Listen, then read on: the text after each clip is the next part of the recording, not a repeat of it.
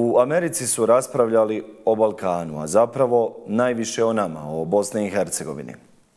U Američkom kongresu, u pododboru za Evropu unutar Komiteta za vanjske poslove, održano je saslušanje o situaciji na Zapadnom Balkanu pod nazivom Put ka stabilnosti na Balkanu. Izdvajamo skoro 10 minuta ove rasprave jer je bitna i u javnosti je pogrešno prenesena. Svi su raspravljali samo o izjavama Maksa Primorca, koji je brutalnim lažima udario po Bosni i Hercegovini. Bošnjake je nazivao muslimanima i okrivio ih za zastoje i blokade u Bosni i Hercegovini. Tražio je odlazak OHR-a i ono najgore, konačnu podjelu Bosne i Hercegovine, odnosno formiranje trećeg entiteta koji bi navodno bio rješenje hrvatskog pitanja. Žestoke su reakcije uslijedile u Bosni i Hercegovini i regionu nakon njegovih izjava, ali bilo je reakcija i tokom same rasprave i to je ono što je pogrešno preneseno u javnosti. To je ono što mediji uopšte nisu prenijeli. Primorac je, vidjet ćete u raspravi, čini mi se, bio crna ovca. Excluding Russian aggression against Ukraine, the Western Balkans remains the most unstable region in Europe. The rapidly deteriorating situation in Bosnia has led to an exponential increase of the use of legally questionable bond powers by the High Representative. The Western Balkans remain a tinderbox. Without a change in strategy, U.S. leadership must have a significant impact on maintaining stability and preventing renewed conflict. And while the OHR deserves criticism, the removal or weakening of this position would only embolden separatist actors across Bosnia at a time of increased tension. I sent a letter recently to Secretary Rubio, along with Ranking Member Meeks, expressing our disagreement with the administration's decision to remove all sanctions on Milorad Dodik, his family, and his affiliates, who have demonstrated little willingness to change their behavior in Republika Srpska. By removing all sanctions on Dodik, the Trump administration has lost their leverage. Dodik may no longer be president of Republika Srpska, but he's clearly still a power. And I urge this administration to reverse course and reinstate costs on Dodik for his ongoing disruptive behavior. The Balkans are not doing well, as we all know. 30 years after the signing of the Dayton Peace Accord and billions of dollars in U.S. aid spent, Bosnia-Herzegovina is a failed state. Relations between its three constituent peoples, Serbs, Croats, and Muslims, are riven with distrust. Its economy is broken. Its population is shrinking fast. The state is in permanent crisis. It is time to end this post-Dayton nation-building disaster. Foremost, the country's national sovereignty must be restored by dissolving the office of the High Representative, who dismisses elected leaders, vetoes legislation, and bans anyone he dislikes. These unaccountable foreign bureaucrats undermine the sovereignty and legitimacy of the state, block its institutions from maturing, and poison interethnic relations.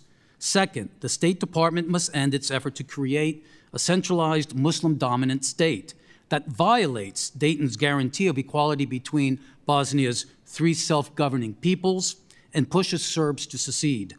Croats suffer gross discrimination at the hands of a larger Muslim community and are denied the right to elect their own representatives, resulting in a 62% population decline. Only a third entity in majority Croat areas will save this persecuted Christian community. The region also holds massive deposits of strategic minerals to offer the West relief from Chinese blackmail. We should encourage American leadership to offer the Balkans a grand investment-based bargain that locks the region into the West. Milorad Dodik, the longtime leader of the region, was recently removed from office by the Bosnian courts. But he remains very influential and continues to advocate for the entity's secession from the rest of Bosnia, reigniting Serb nationalist goals from the Bosnian War. During his 2 decades in power, Dodik took steps to undermine Bosnia and Herzegovina's legitimate state structures by creating parallel institutions inside Republika Srpska. Throughout this was supported by Russia and also by Serbia. Dodik was sanctioned during the first Trump administration for, and I quote, obstructing the Dayton Accords. These sanctions lasted for the duration of the first Trump administration and throughout Biden's administration.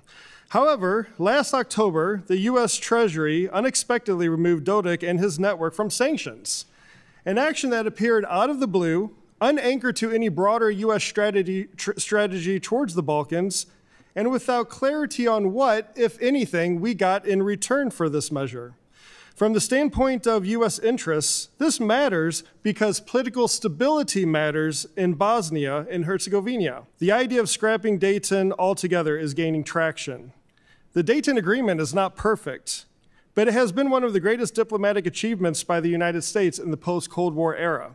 And even with the problems that we see in Bosnia today, they're not killing each other, and there's no genocide taking place. In conclusion, Mr. Chairman, although the U.S. is not a Balkan country, it can certainly be a Balkan power. The EU, like the United States, has spent massive amounts of anti-corruption programs. We've also had it in Ukraine, and they simply do not function. If you do not resolve the fundamental problems in these states, with Bosnia and Herzegovina, it's not a state.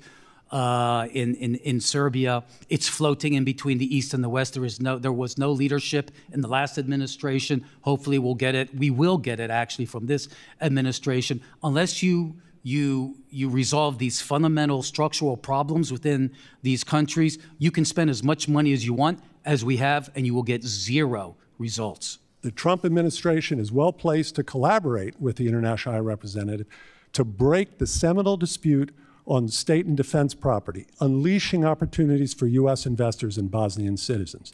By prematurely giving up our leverage over Dodik, we incentivize this long-standing malefactor and ally of Russia, open ally of Russia, to continue his destabilizing activities, which we see. Instead of stepping down as head, now first having been banished as president of Republic of Srpska, he refuses to step down as head of the SNSD party. As the Central Election Commission, an institution of the state of Bosnia and Herzegovina, has insisted. Would you say, too, that the same holds true for his family and affiliates? I would absolutely say that, and that's what was so surprising by this all-at-once decision. I simply don't understand. I've negotiated many agreements in the region. I negotiated an agreement between Kosovo and Serbia to hold Serbian national elections in Kosovo. You never give up your leverage until necessary.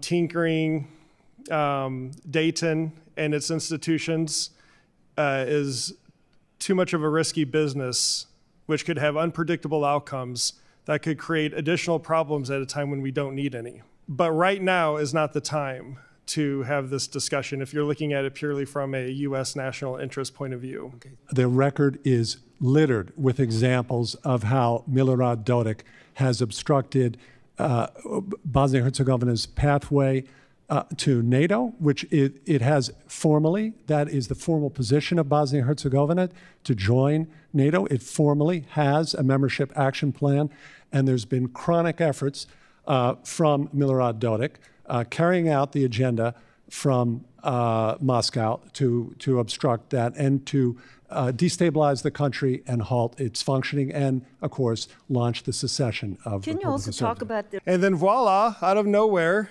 Milorad Dodik is removed from the sanctions list.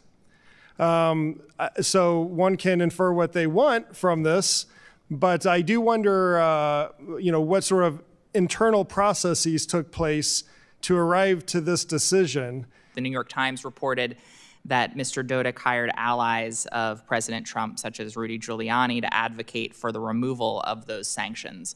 And so it seems to me to be very suspicious. Sure. How would you describe the actions that led to the sanctions on Dodik and his affiliates? Amateurish. And so isn't sanctions by themselves, the removal of sanctions, the adding, they're really meaningless, I think, unless they're connected with, as you said, trying to influence some actions one way or the other. So we had sanctions imposed before for reasons, disruptive reasons, on Dodik and his affiliates. And what do we have for a reason that they were removed? Mr. Joseph? We have almost nothing, and it's quite ironic, Ranking Member Keating, because the administration has stated that peace and stability in the Balkans is its #1 priority, and by prematurely lifting these sanctions on this #1 destabilizing character in Bosnia-Herzegovina, they've only bought themselves more instability. So, Mr. Coffey, what actions were rewarded by removing these sanctions?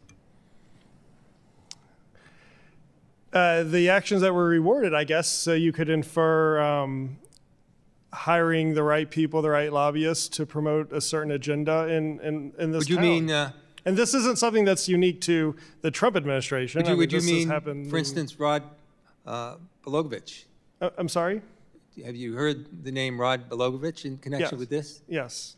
Have you heard the name Rudy Giuliani Yes. in connection with this? Have you heard former General Flynn's name connected with this? No, but I Have you heard Laura Loomer's name connected with Yes. this? Is that what you're rewarding by removal of sanctions? You're rewarding those who pay at least hundreds of thousands of dollars reported in fees for people connected to the administration. Is that the reward that's given for this? Doesn't it defeat the purpose of sanctions, either imposing them or removing them when this is the case? Yes, it defeats the purpose of the sanctions, and it goes counter to U.S. foreign policy interests and the stated priorities of the Trump administration.